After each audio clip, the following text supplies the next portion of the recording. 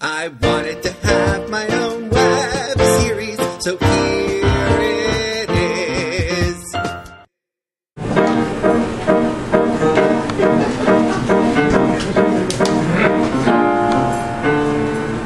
He's lusting and thrusting, I'm lying still. He's petting, I'm fretting and feeling ill. Why did I let him lie with me in bed?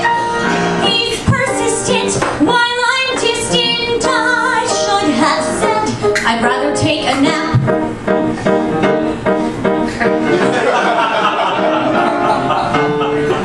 Our first date's going great, except for one thing. His left hand had a grand gold wedding ring. Why did he come meet me with it on tonight?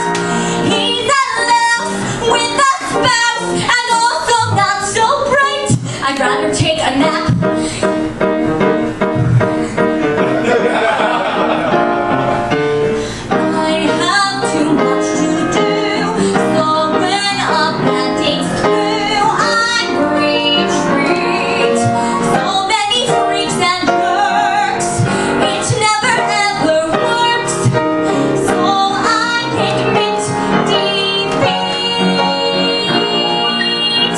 One's boring, I'm snoring while half asleep.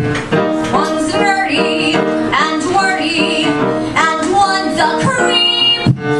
One's normal, yet formal, and doesn't laugh at all. One is great, what a date, but then he doesn't call. I'd rather take a nap.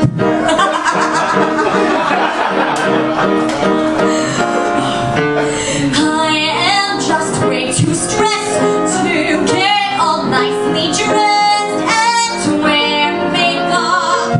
Why go through all that hell? To men I say farewell. It's time to forever break up. I'm lonely, there's only my teddy bear to respect me and protect me, but I don't care. Looking at all the fat and ugly guys, we're the hunks who are punks.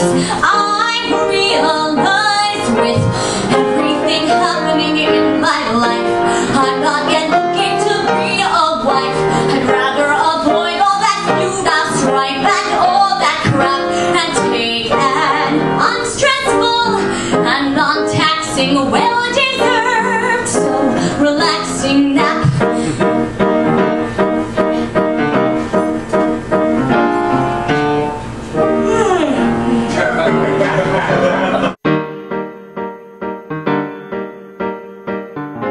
The worst part of dating is not knowing what the other person is thinking.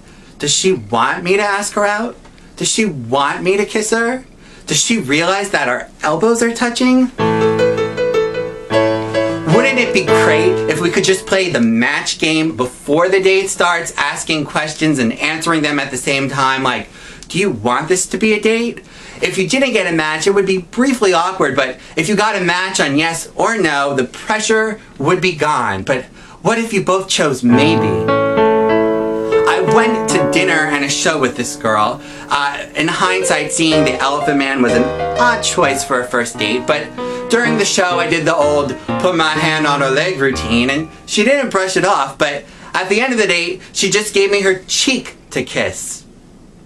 Eventually, I realized I had ruined it by preemptively trying to play the match game. By hypothetically describing what I thought I currently wanted in a relationship, I, in essence, made the spark go poof. Just like Dobby when he exits and enters. Poof. Anyway, the lesson here is do not discuss the future of a relationship before it has a present. So I'm at this audition, and this semi-good-looking guy asks me out. So I say sure. So we're heading to this restaurant down in the village, and in the first 5 minutes, he starts mocking me and talking down to me, and he says, "Girls like being belittled, they're into that." Okay, I don't know who you think you are, but that only works if you're Dr. House, because when he does it, it's really hot. But otherwise, no thanks. So we sit down to dinner, and the first question that he asks is, "So, how many people have you slept with?" Just like that. And obviously, I'm not going to answer that question, so therefore he proceeds to guess offensively high numbers. Oh my gosh. And the next thing he says is even better. He goes, "Yeah, I'm small, but girls never have any complaints." What? There's something to be said for honesty, but not like that. So as I'm processing that gem, he goes into the bathroom to fix his hair. And then he comes back and stares into the mirror on the wall to fix his hair. And it wasn't like he had long, beautiful hair. It was sprayed stiff with gel, like a Ken doll. Yeah, it wasn't going anywhere. So I don't know what the deal was. But then he decides to be a gentleman and he walks me to my gig where I'm playing with my band that night, and he says, "I'd kiss you goodnight, but I have a cold." Oh, bummer. So I go in the back and I start talking to this other girl in my band, and I immediately tell her all about this awful date, and she goes, "What? I'm dating that guy. I hooked up with him just this afternoon." Oh my god. And he totally knew that we were both in the same band. He thought he could get away with it. But you know, at the end of the night, he did get lucky. Lucky I didn't punch him in the face. Yeah. The lesson here, folks, is when on a date, make sure your ego isn't bigger than your penis.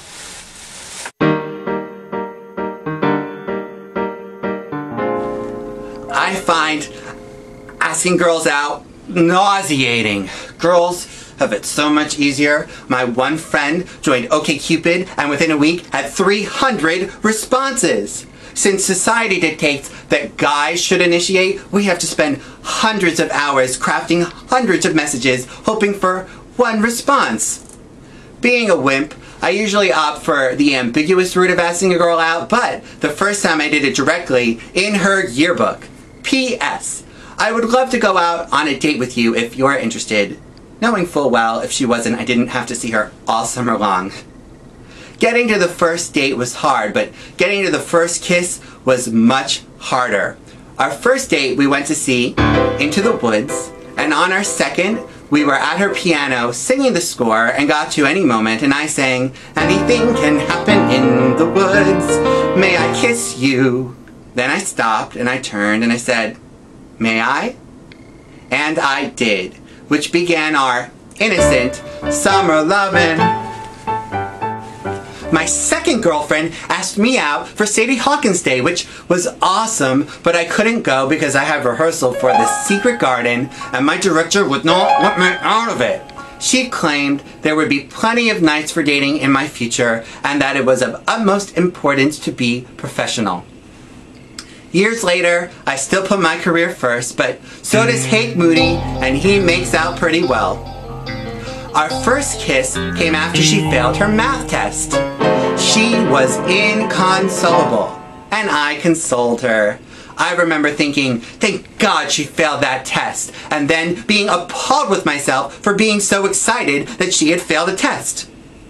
Thankfully, I stopped the thought process before my head exploded like the Norman android in episode 37 of the original Star Trek. With my college girlfriend, I spent many nights in her room before we were dating. I remember one night, it was 6 a.m. and neither of us would end the evening because she refused to kick me out and I refused to leave until I was kicked out. It took a few more days to get to the first kiss. We were watching TV and there was a commercial on for makeup and I asked her, "Oh, do you wear a lot of makeup?" And she said no. And then I proceeded to examine her skin and then I just kissed her. The even more embarrassing moment came when my friend knocked on the door asking if we wanted to play Scrabble. As he told every single person on the hall that night, there was a tent in my pants. I guess you could say my intent was pretty clear. Regardless, the lesson is asking girls out never gets any easier, so if there are any interested girls out there, feel free to ask me out first.